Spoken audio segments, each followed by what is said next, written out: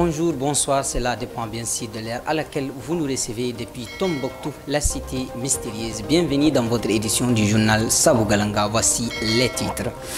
Le ministre de la Réconciliation nationale, de la paix et de la cohésion sociale a séjourné dans la cité de 333 saints pour une série d'activités. L'ONG AMSS lance un nouveau projet culturel et sportif pour la consolidation de la paix et de la cohésion sociale. Mesdames et messieurs, installez-vous confortablement. Les développements de ce titre juste après le générique. Comme annoncé dans le titre, le colonel Ismaël Ouagu, ministre de la Réconciliation nationale, de la paix et de la cohésion sociale, en charge de l'accord pour la paix et la réconciliation, a présidé une série d'activités à Tombouctou, dont le lancement officiel du DF et la vulgarisation du projet de constitution. Cette visite intervient quelques jours après celle de la mission ministérielle de défense et des anciens combattants, suivant les grandes lignes de ces événements. C'est quelle épreuve qui va commencer? Rédaction. J'ai trouvé un niveau de préparation exceptionnel et j'ai vu aussi que les élèves de façon générale sont engagés et sont responsables. Depuis quelques années, c'est devenu une tradition avec le gouvernement de transition. Chaque fois qu'il y a les épreuves des examens, que les ministres aillent au niveau des régions pour lancer officiellement les épreuves soit du DF, soit du bac. Cette année, c'est les épreuves du DF et j'ai la chance d'être ici à Tombouctou pour lancer les épreuves du DF. Donc, il y a 5 salles de classe, un certain nombre d'élèves et j'ai été agréablement surpris qu'il y a beaucoup plus de filles que de garçons.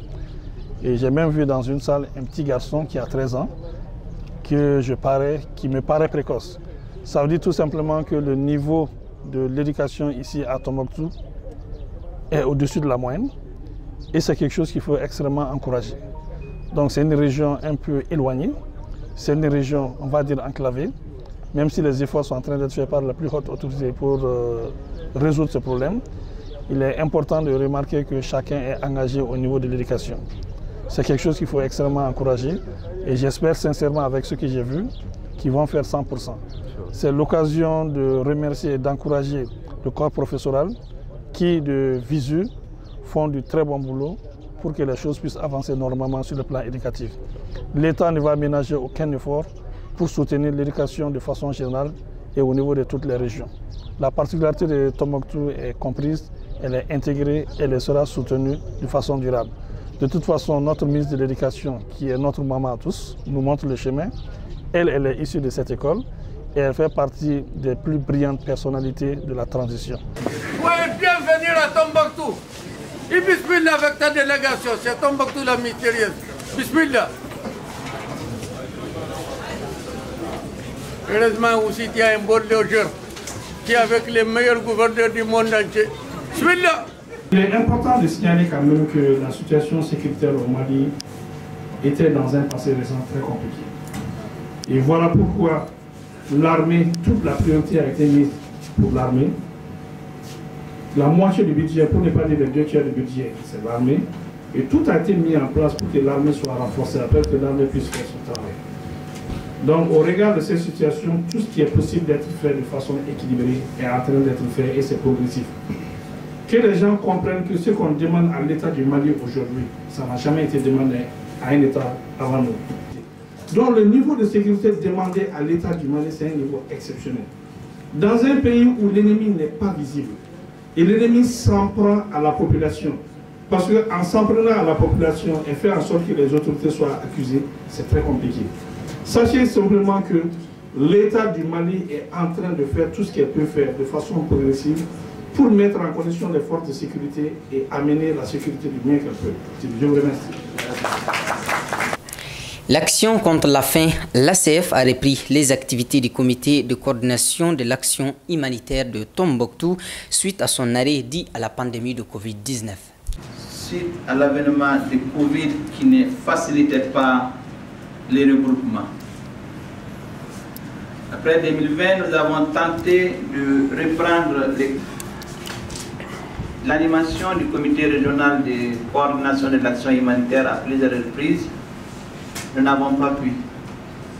Dieu merci, aujourd'hui, nous avons repris cette activité et qui est également un cadre où acteurs humanitaires et de développement, mais aussi les services techniques, échangent sur les activités qui ont été périodiquement menées auprès des communautés humanitaires, auprès des communautés dans le besoin.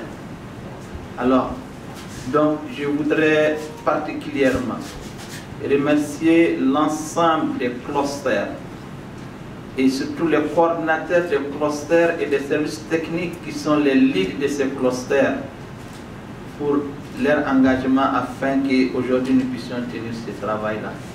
Parce que c'est un travail qui a besoin de préparation et c'est eux qui le préparent, c'est pas facile. Mais aussi remercier l'ensemble des organisations qui ont accepté de nourrir les présentations qui seront faites. Les membres de Liège de la région de Tombouctou ont prêté serment ce vendredi 26 mai 2023 à la Chambre de commerce de Tombouctou. Mais auparavant, ils ont été reçus par le gouverneur de la région pour la remise de leurs actes de nomination. Le message que j'ai lancé à l'endroit des coordinations, qu'ils sachent que ce travail c'est pour le pays. C'est une mission nationale, c'est une mission patriotique. Donc, que ça demande beaucoup de sacrifices. Ça demande beaucoup de sacrifices, car cet organe unique a été créé suite à la demande du peuple. Donc, qu'il fasse tout pour honorer la création de cet organe-là, pour vraiment que ces membres, pour qu'ils soient des membres valables dont ils ont été choisis par les différentes structures, les différentes organisations. Comme je l'avais annoncé dans les titres, plus de 360 millions de nos francs, c'est le montant injecté dans le projet de renforcement de la cohésion sociale dans les communautés maliennes à travers les actions culturelles et sportives. Ce projet sera exécuté par l'ONG AMSS et Yakutou grâce au cofinancement de l'Union européenne et Diakonia. La cérémonie de lancement a été présidée par le directeur du cabinet du gouverneur Mamadou Tambeli. Avec votre permission, je voudrais dire quelques mots sur notre partenaire qui est d'une rare fidélité, je vais nommer Diakonia. Dans son objectif de contribuer à la promotion de la société civile malienne, nous entretenons un partenariat avec Diakonia depuis 2004 sans interruption. Avec Diakonia, nous sommes dans une vraie dynamique de partenariat gagnant-gagnant. Les interventions de Diakonia ont touché à tous les domaines de la société malienne en général et celle de la région de Tombouctou en particulier, à savoir l'environnement, la gouvernance, surtout le genre, les droits de l'homme et même l'urgence lorsque cela a été nécessaire. Alors, permettez-moi de rendre cet hommage à Diakonia, même empêché, et la remercier pour sa constance et sa fidélité. Les 10 projets d'un montant global de 364 881 172 francs CFA vise globalement le renforcement des capacités des organisations de jeunesse sur le civisme, le contrôle citoyen de l'action publique et l'organisation d'actions culturelles et sportives pour la cohésion sociale dans notre cher Mali. Honorables invités, mesdames et messieurs, grâce à ces projets, bénéficieront des renforcements des capacités 17 municipalités dans 11 cercles de 6 régions cibles, 34 organisations de jeunes, 34 acteurs communaux, 12 ligues régionales sportives, plus de 87 espaces culturels. Le volet prévention et gestion des conflits touchera, lui, 5100 personnes, dont 2040 filles, femmes. Chers participants, il me plaît à ce moment de saluer et féliciter chaleureusement l'ONG AMSS et Yakutou pour leur perspicacité ainsi que leur accompagnant financier, l'Union européenne et Diakonia.